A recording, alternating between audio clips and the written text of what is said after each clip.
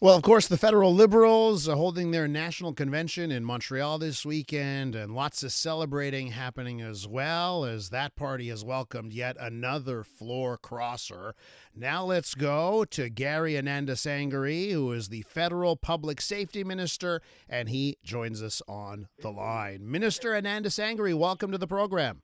Thank you very much, and it's incredible to be back in Montreal. So good to be with you. Big celebrating going on. It's all smiles around, I imagine, for your party. You have a de facto majority to be confirmed, I guess, on Monday. How's that feel? We're doing a lot of work. It's not just about celebrating when Liberals come from all across Canada. There's a lot to talk about, a lot of reconnections. But of course, we're looking to celebrate Canada and the Prime Minister and the work that he's been doing for the last year as the leader of this country, but also, more importantly, what he's been doing internationally to ensure that Canada is built strong, and we're able to sustain and overcome some of the economic challenges that have been caused by the Trump tariffs. So let's talk about results, particularly for you in your role as federal public safety minister. I should note you were justice minister right before that, and both of those roles are very linked. I know both of those, you and the justice minister have to coordinate on a whole bunch of issues. So can you say in the last year you've bought results when it comes to the public safety dossier? Because I got to tell you, our listeners certainly don't feel like public safety has been trending in the right direction. What are the results here? What I would say is that we have put in a great amount of work, a number of very important pieces of legislation, additional investments to law enforcement, including the RCMP, Canada Border Services, as well as towards border control. And we are seeing results. I mean, for example, refugees, those irregular crossings in Quebec have been down significantly over the last year. We've seen a significant decrease. For example, the city that I represent, City of Toronto, homicides are down. In fact, the lowest rates of homicide in a generation. There's some top-line numbers that are trending in the right direction. We still have a lot more work to do, but we also have a number of important pieces of legislation that would give additional tools to law enforcement. So this includes the additional conditions on bail and sentencing, so Bill C-14, Oh, yeah. victims' rights bill, and a range of other measures that will have significant results for Canadians. Okay, so let's talk a little bit about that and bail and what law enforcement wants. On this program, just a couple of weeks ago, we had Montreal's chief of police, Fadi Daguerre, on the show. We were discussing the story of a man who had been arrested by Montreal police. He has a rap sheet, and he just goes on public transit and he sexually assaults women, particularly minors. And we were discussing that story and how often this person gets arrested and then ends up back on the street. I want you to listen to a part of that exchange. Here is myself and the police chief. I'm a chief of police, but I'm a human being also. And I have 2 daughters. And I can tell you stories like that. Yeah. My police officer on the field, they're discouraged. They are discouraged because they are doing the job, you're right. They are arresting the people. And a few days later, we see them on the street again. A few days later? Oh, yeah, a few days or a few weeks max. Because they have a promesse à comparaître, and they have conditions and probation, but they're back on the streets. Is it a joke? Let me not comment that. But I can tell you Is it an embarrassment? I'm sorry. I'm so sorry. No, Mr. Marcos, these are good questions. Someone somewhere have to wake up. Yeah. It doesn't make sense. Someone somewhere has to wake up. There was an exasperated police chief there. I wonder if you have a thought or two on who needs to wake up about stories like this that, every time I read a story about someone who's been arrested, there are the previous charges time and time again. Who's got to wake up here, Minister? So, look, I've met with the chief of police in Montreal. I've met with chiefs across Canada, so has Minister of Justice.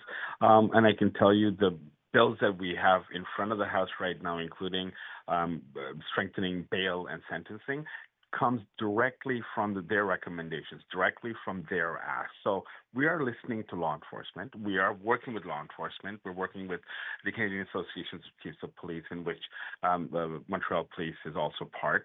And we are bringing forward the changes that I think law enforcement have been demanding. And that is what I'm talking about. When I'm saying, respectfully, what's taking so long? Because sometimes I feel like it's an answer as if you had just taken power. The Liberals have been in power for 11 years, a year now with the current Prime Minister. You've been in your role for a substantial time. Like, what's taking so long?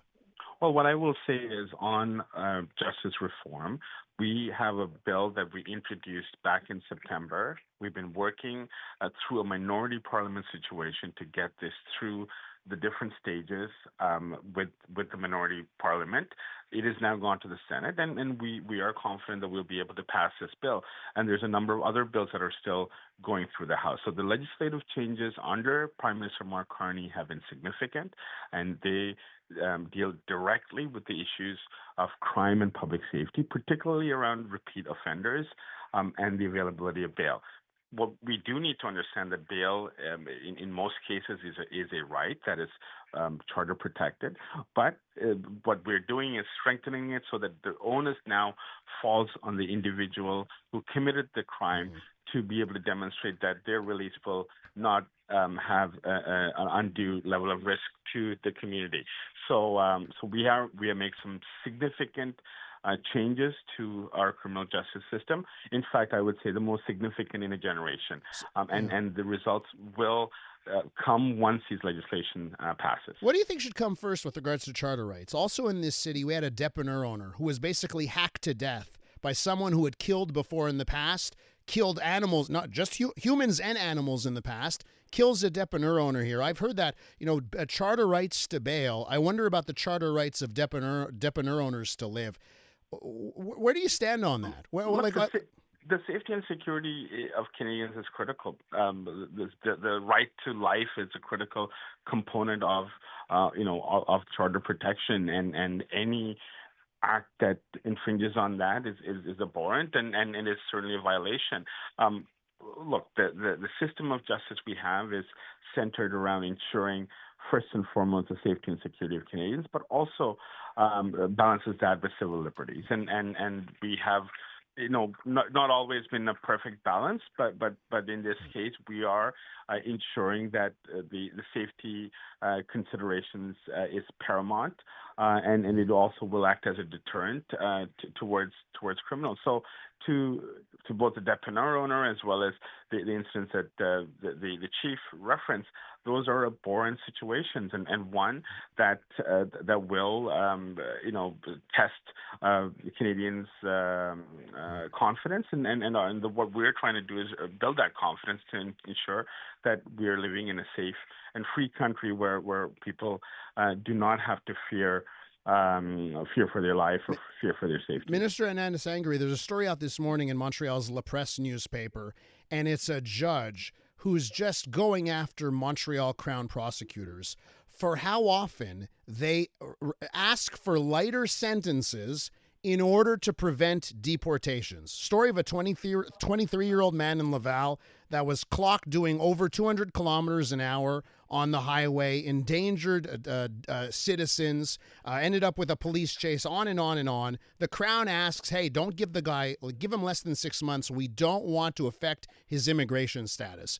What's your take on that? Again, you've been Justice Minister. You're public safety. What's your take on that? Should you get a break to save you from deportation? No. Simply put, no.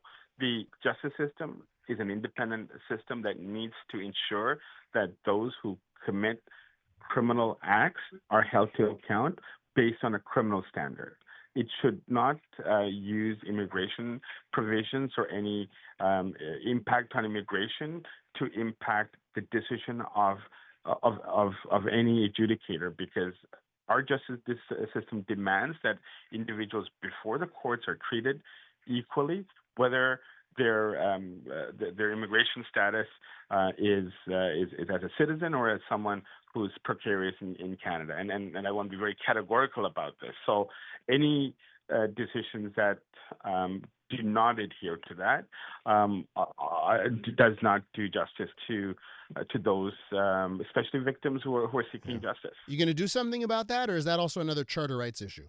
Well, look, we have a court system that on these situations there are appeal processes, and certainly that is something that the Minister of Justice will be looking at. Yeah, because if the prosecutors have the choice and they're choosing to do those reduced sentences, I wonder how it's going to change if the Crown prosecutors don't see it fit. Right? It's maybe they need some sort of guidance from the Justice Department on that subject. Yeah, look, oftentimes it is also provincial prosecutors, not federal prosecutors that are doing this. So the administration of justice, as you're aware, is a provincial responsibility. And in most cases, not in all cases, and those are vast majority of prosecutors are provincially appointed. I want to talk about one of your successes or accomplishments. Let's talk about the federal gun buyback program. But it has proven to be unpopular with a lot of people. Police forces not necessarily gung-ho about enforcing it or being a part of the gun buyback program. Listen, I've heard you on tape speaking to a constituent who recorded you without your knowledge, talking openly and honestly about the gun buyback program. I have listeners that are not happy about it either. Does this make Canadians safer? It does, and I will say that certainly in Quebec, the police services here are very much part of the compensation program. We have an MOU with them, and as you're aware, there's long history in Montreal, particularly on the need for gun control. A lot of the work came from Police Civien and other organizations that have been deeply impacted by gun violence. But does the gun buyback program stop tragedy like Tumbler Ridge? Will it stop future Tumbler Ridges programs like this? Because I think that's the question. What I will say is a combination of the bills that are in front of the House, as well as our investments to law enforcement, including border at the border, and the compensation program. A combination of all of those measures put together will have an impact on gun violence. Look, Tumbler Ridge I just came back from Tumbler Ridge 2 days ago, and I can tell you the impact that gun violence has on communities is truly, truly devastating.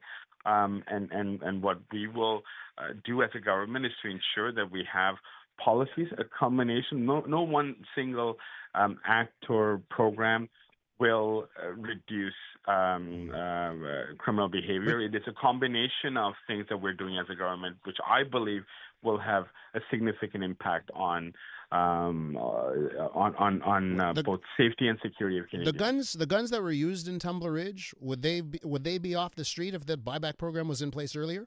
We are waiting for the report from the RCMP. As you're aware, the investigation. You still don't have that answer. Just that one simple answer about the guns used. We still don't know. The RCMP has not released that information, and as soon as they release it, of course, you will know about it, and I will be able to comment further. Minister Anandasangaree, thank you so much for your time. Enjoy the big party this weekend. Appreciate you. Thank you very much. Come on by. Gary Anandasangaree is the Federal Public Safety Minister. Canadian women are looking for more out of themselves, their businesses, their elected leaders, and the world around them. And that's why we're thrilled to introduce the Honest Talk podcast. I'm Jennifer Stewart. And I'm Catherine Clark. And in this podcast, we interview Canada's most inspiring women. Entrepreneurs, artists, athletes, politicians, and newsmakers, all at different stages of their journey. So if you're looking to connect, then we hope you'll join us. Listen to the Honest Talk podcast on iHeartRadio or wherever you listen to your podcasts.